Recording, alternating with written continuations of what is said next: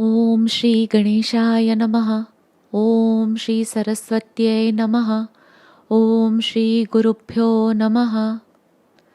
Chapter 4 Namdev. One day, Narayan invited Uddhav and Shukdev and said to them, I wish you to become avatars in the world of mortals. They agreed, but asked that they should be born in an unusual way. So Lord Narayan turned them into infants and put them in shells and dropped them down from the raining clouds.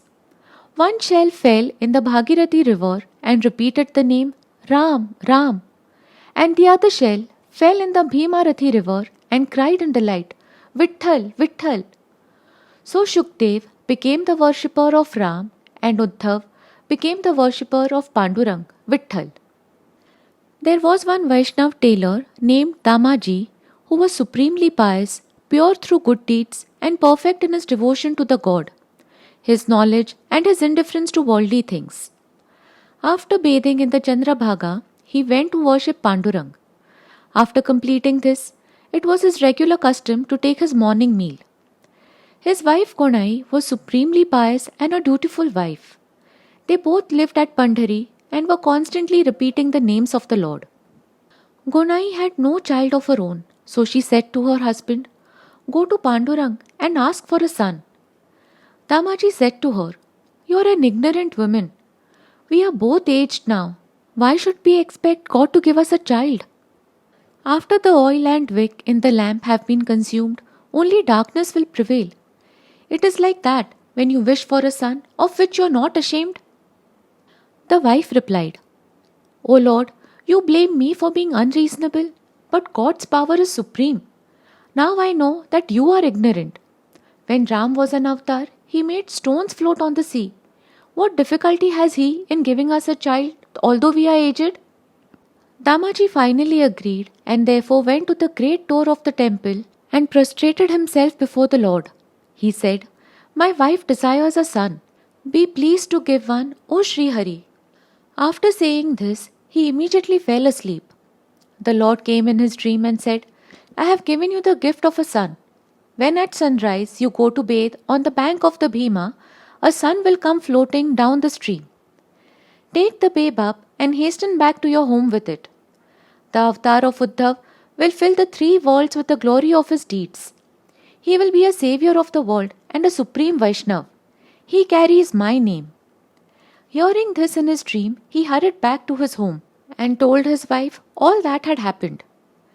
The next day, Damaji came early to the bank of the Bhima. He quickly bathed and performed his daily devotions. Just then he noticed a shell floating down the Bhima. He waded into the water and took up the shell. When he opened the shell, his eyes fell on a beautiful babe, just as if at that very moment it had come from the womb of its mother. As he saw it, his mind was troubled, for he said, Who will nurse it?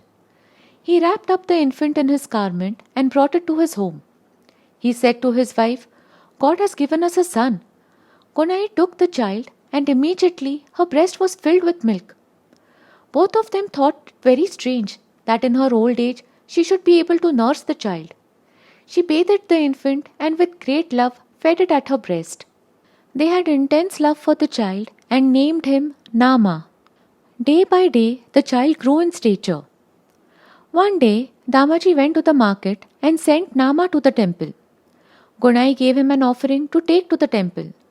The mother said to Nama, Show this offering to the god and come back. Nama went to the temple and bowed prostrate before the god and worshipped with all the materials he had brought.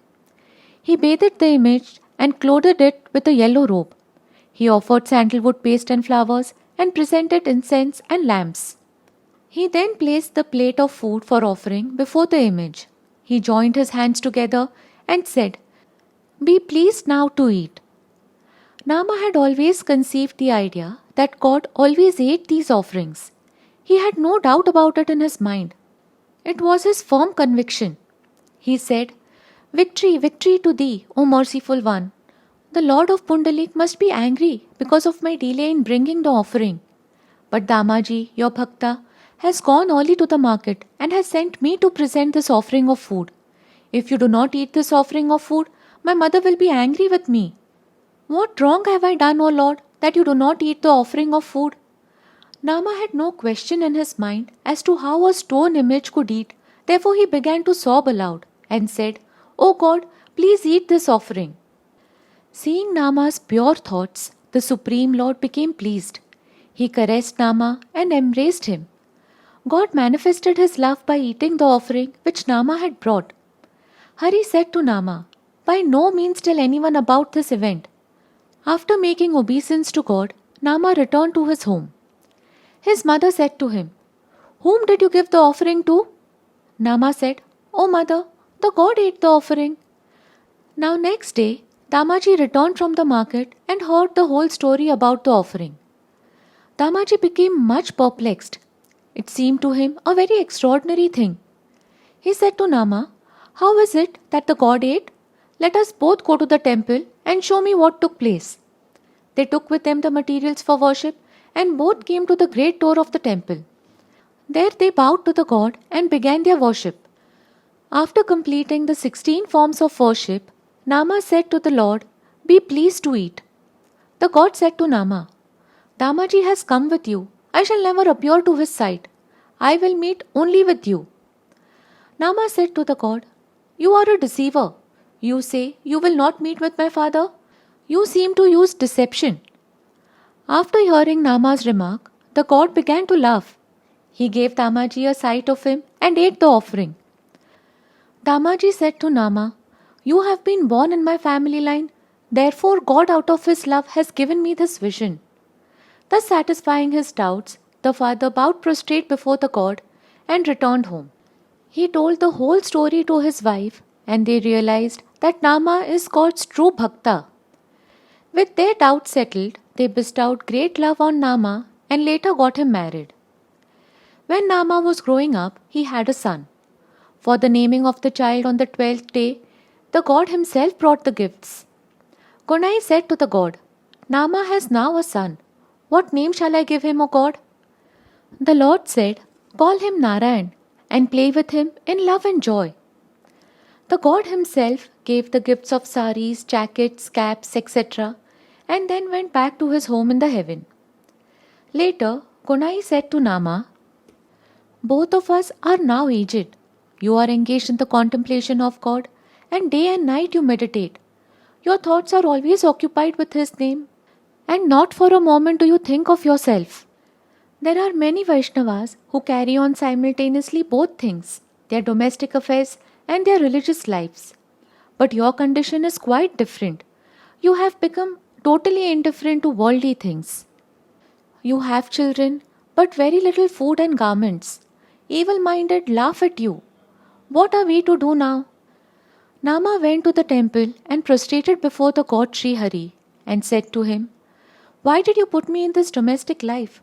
Why have you deserted me in this sad sea of worldly existence? Hearing Nama's pitiful plea, God said to him, who is troubling you? He lovingly embraced him and wiped his eyes. Nama replied, O God, it is my mother Gunai who is troubling me, but I am continuously remembering your feet. Please have mercy on me. God said to Nama, you should always remain with me. Then the illusion and seductions of the world will never touch you. You are a portion of myself and I am your form. As the sun and its rays are not different from one another, so your life and my life are united, O Nama.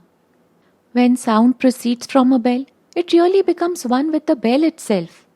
So considering our oneness, you must destroy the thought of duality. Nama said to God, what is this knowledge that you are teaching me? If your name is on the tip of one's tongue, and if your form is reflected in one's heart, where would there be any room for sorrows of this worldly existence? If you are the mother and father in this worldly existence, no sorrow can come upon me. You are God.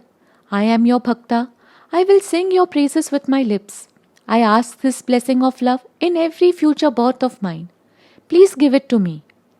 You speak of supremacy of the joy that comes from the deliverance from rebirths, but I do not agree with that. Hearing this remark of Nama's, God smiled. He said to Rukmini, Nama is desirous of seeing me in visible form. If he is taught philosophic knowledge, it does not satisfy him. Thus saying, God drew Nama to his heart. He embraced him and held him close to him. He said to Nama, "What is the manner of life at your home? Please tell me. Do not be ashamed to do so." Nama replied, "If one has your blessing, what could there be lacking? Your home is the heaven of Vaikunt. We live in a broken down hut. The 8 Siddhis are your slaves. In our home, rats live. You are clothed with divine garments. My children have no clothes to wear. You recline on the serpent Shesha in the ocean of milk, but we cannot obtain even a seat made of straw. You have platters of gold. We have leaves to eat on. You have gold and silver in your home, but our comfort is your name." Hearing this remark, Krishna laughed. With this we close part 1 of Namdev. Hari Om Tat Sat. Shri Gurubhyo Namaha. Hari Om.